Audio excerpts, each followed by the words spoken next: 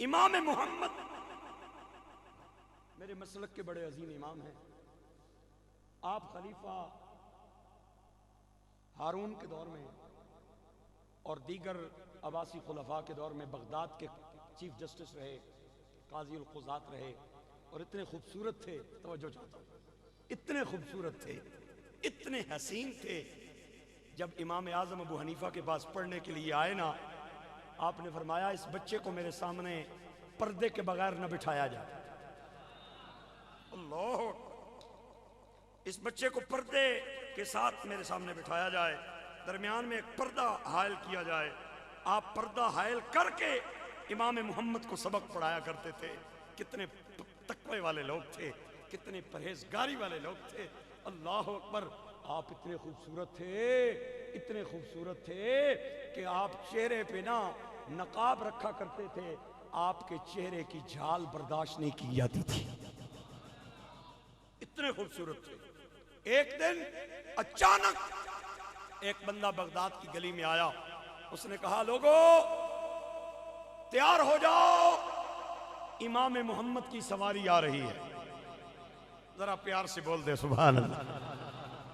جتنے بھی مسلمان تھے نا، چونکہ بازار میں مسلم بھی تھے، کافر بھی تھے، کرسچن بھی تھے، یہودی بھی تھے، مسلمانوں نے فوراً دکانوں کے شٹل نیچے کیے اور سڑک کے دائیں بائیں ہاتھ باندھ کے کھڑے ہو گئے امام محمد کے استقبال کے لیے. لیکن جب کافروں نے دیکھا نا، عیسائیوں نے دیکھا، یہودیوں نے دیکھا، انہوں نے کہا چلو ہم بھی دکانیں بند کر کے امام محمد کا دیدار کرتے ہیں اور ان کی ریسیپشن اور استقبال کرتے ہیں. سارے مسلم بھی اور نان مسلمز بھی، کافر بھی، وہ سڑک کے کناروں پہ کھڑے ہو گئے اور سب نے ٹکٹکی لگا لی کہ امام محمد آئیں اور ہم ان کا دیدار کریں. اس دن امام محمد کے چہرے پہ نقاب نہیں تھا، آپ کا چہرہ نقاب کے بغیر تھا. آپ سواری پہ تشریف فرما تھے، دائیں بائیں آپ کے سینکڑوں نوکر تھے اور آپ کی سواری اس شان سے چلتی آ رہی تھی. میں دکھاتا ہوں تاریخ کی کتابوں سے کہ جیسے ہی عیسائیوں اور یہودیوں کی نظر پڑی امام محمد پہ، انہوں نے کلمہ پڑھنا شروع کر دیا. جو دیکھتا جائے امام محمد کو دیکھتا جائے، کلمہ پڑھتا جائے.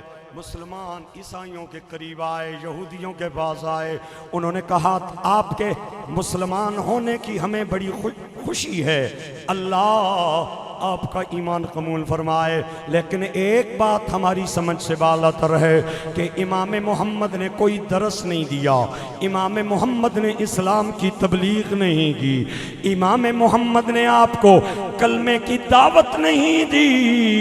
ہمیں یہ بات سمجھ نہیں آئی. آپ نے جو ہی دیدار کیا امام محمد کا تو کلمہ پڑھنا شروع کر دیا. ہم اس کی وجہ جاننا چاہتے ہیں. عیسائیوں یہودیوں نے جواب دیا آپ کے امام نے ایمان کی دعوت نہیں دی، کلمے کی دعوت نہیں دی، اسلام پہ واز نہیں کیا، ہم نے صرف دیدار کر کے کلمہ پڑھ لیا. مسلمانوں نے کہا یہی بات تو پوچھنا چاہتے ہیں، دیدار کر کے آپ نے کیسے اسلام قبول کیا؟ یہودیوں عیسائیوں نے کہا کہ جب ہم نے آپ کے امام کو دیکھا ہمارے دل نے گواہی نہیں. اگر یہ مسلمانوں کے چھوٹے امام کا حال ہے، مسلمانوں کے بڑے محمد کی کتنی اونچی شان ہوگی.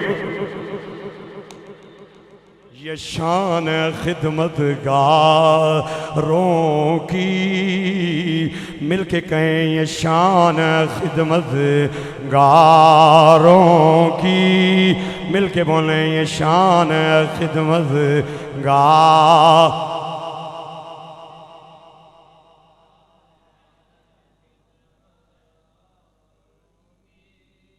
آستانہ علیہ بطحان شریف آزاد کشمیر سے پیر صاحب تھوڑی دیر بعد تشریف لا رہے ہیں. یہ ہمارا اعزاز ہے کہ قبلہ پیر صاحب آج ہماری مسجد میں تشریف لا رہے ہیں اور تھوڑی سی تاخیر انہیں ہو گئی ہے. مل کے بول رہے ہیں یہ شان خدمت گاہ،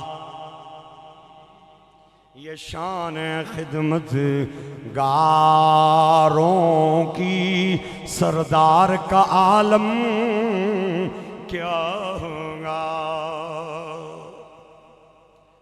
جو بات کہنے جا رہا تھا وہ یہ ہے کہ امام محمد کی بارگاہ میں ایک بندہ آیا، آ کے کہتا ہے امام صاحب میں نے منت مانی تھی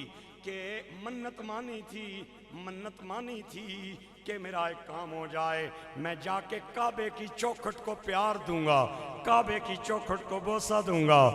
اب میرا کام ہو چکا ہے، میں اپنی منت پوری کرنا چاہتا ہوں، لیکن وجہ یہ ہے کہ میں مکے جا نہیں سکتا، میں جا کے کعبے کی چوکھٹ چوم نہیں سکتا، میں کیا کروں؟ آپ نے فرمایا گھبراؤ نہیں، وضو کر کے چلا جا، ماں کے قدم چوم لے، تیری منت جانے محمد جانے۔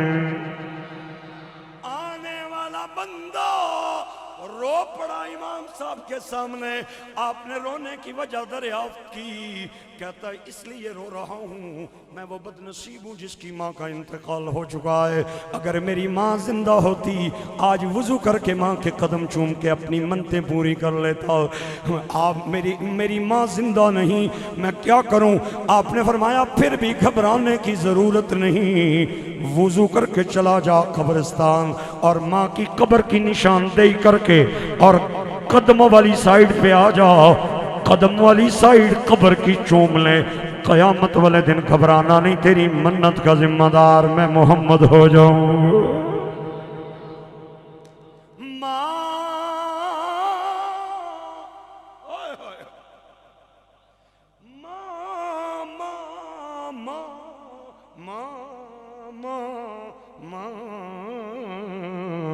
ورگا غم خار نہ کوئی تے جانے کون حقیقت ماں دی، او ہر ایک شے بازاروں لبنی پر نہیں ملدی شفقت ماں۔